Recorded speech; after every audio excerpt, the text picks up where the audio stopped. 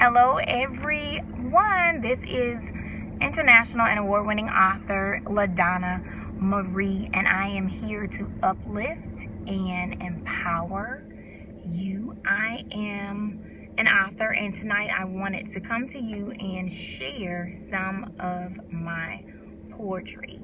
So I write books that help to empower others by promoting positive growth and awareness through resiliency skills and helping you to be who you are destined to be by discovering the champion in yourself.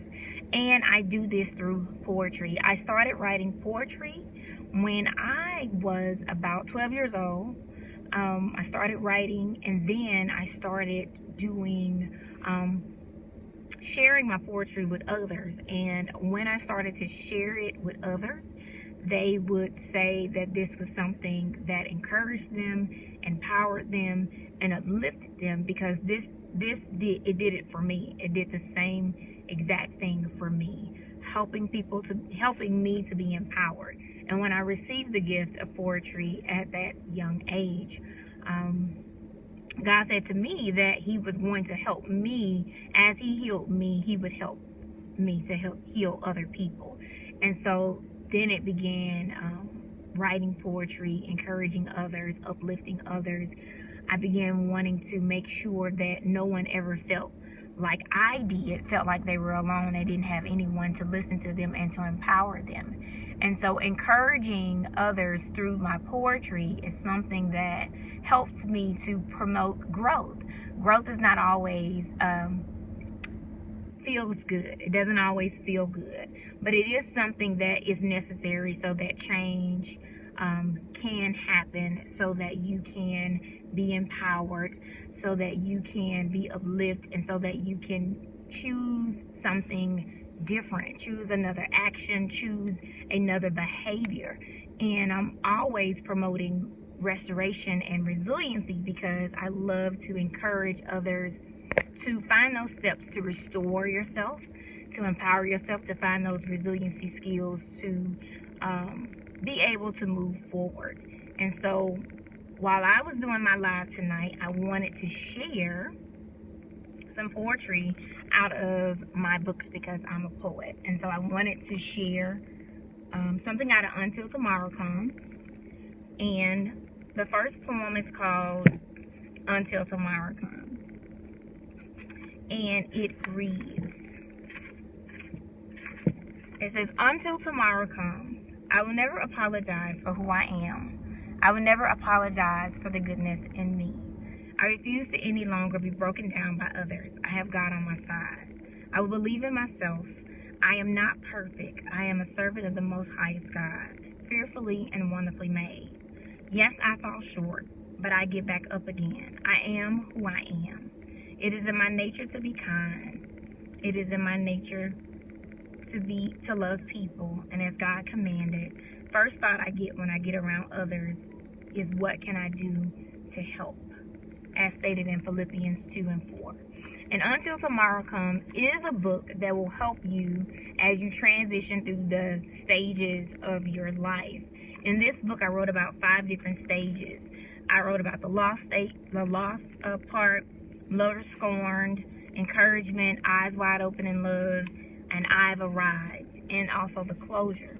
In each one of these parts, I wrote about things that people in life, it's like everyday things that we go through.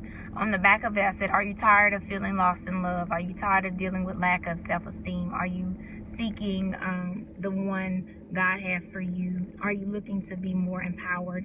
Then this book is for you. So in this book, there are a lot of things that we go through in our day-to-day life as we are encouraging other people, things that we go through. And so with Until Tomorrow Comes, each segment of this book is to empower people, to let them know, hello Teresa, thank you all for watching, to let them know that you're not alone. And so I have another poem because I just want to share some of my poetry with you all. That's the way that I was, God gave me the gift to uplift and empower and encourage others and motivate and help to show the restoration and resiliency skills through my poetry. And that's the thing that I do. So I want to share another poem with you. It's called Help Me Unpack. And if you can't relate, then I know that there's someone else out there that you may know that can relate to some of the poetry. This one reads, help me unpack. Traveling through life, bags packed, carrying all of the weights of the world. Suitcases, purses, book bags, all filled with my past.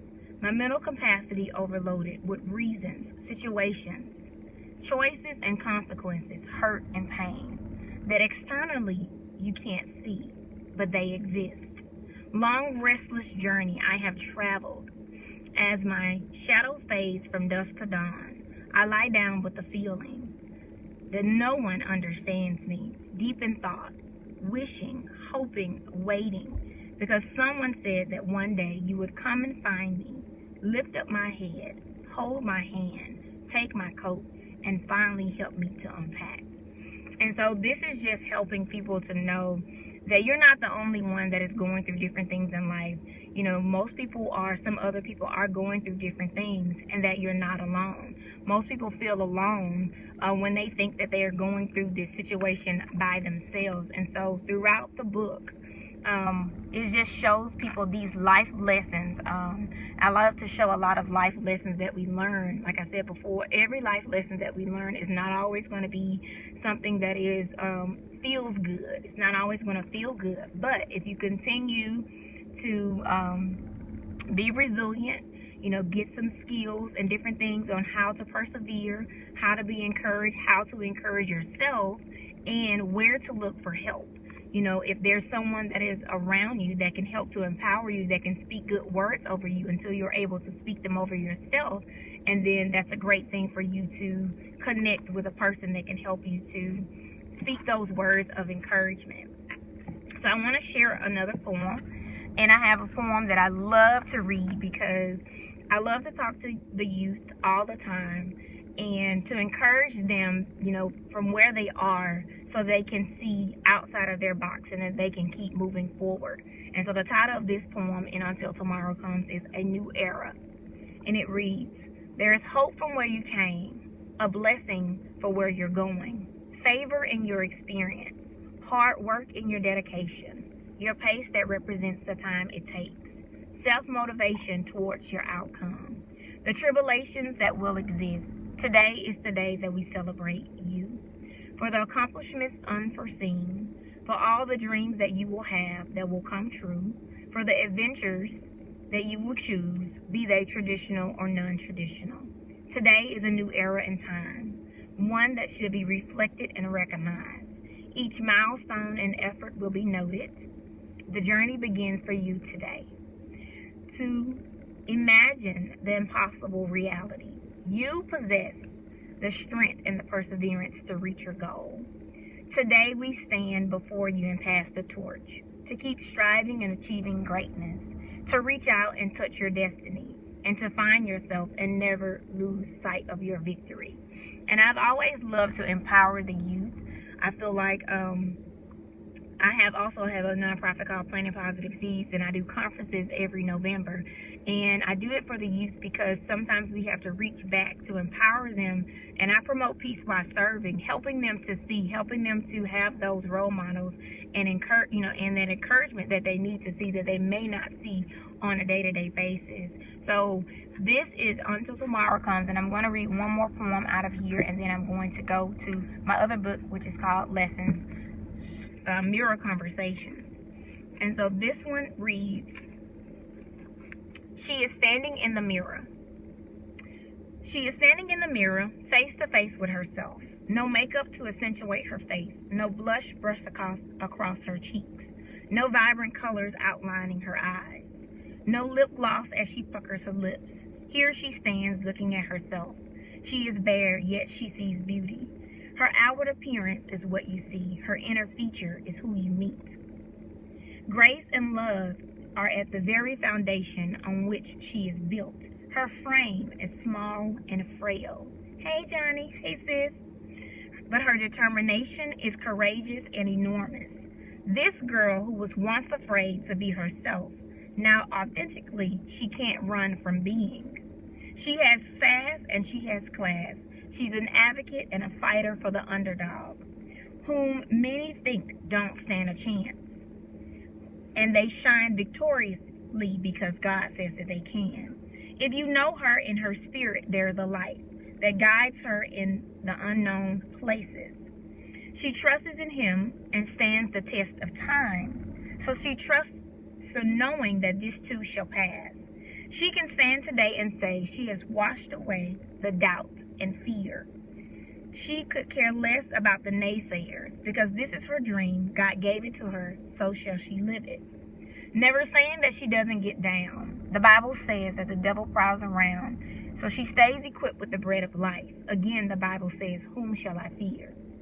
With God on her side, her vision is crystal clear. So she looks to the hills with joy and a humble heart, wisdom and understanding of what God's part is. Even though she walks through the valley in the shadows of death, one thing she can count on is what God says about her. He will never forsake her, and his love is real.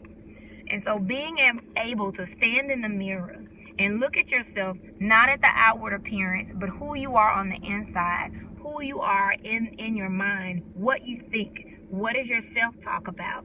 So this is in the I've arrived part of the book. Yes, it's liberation and freedom. It's just knowing that you're at a place where you feel you self-love, self-care, you love who you are, you love, everything about yourself, flaws and all, because no one's perfect.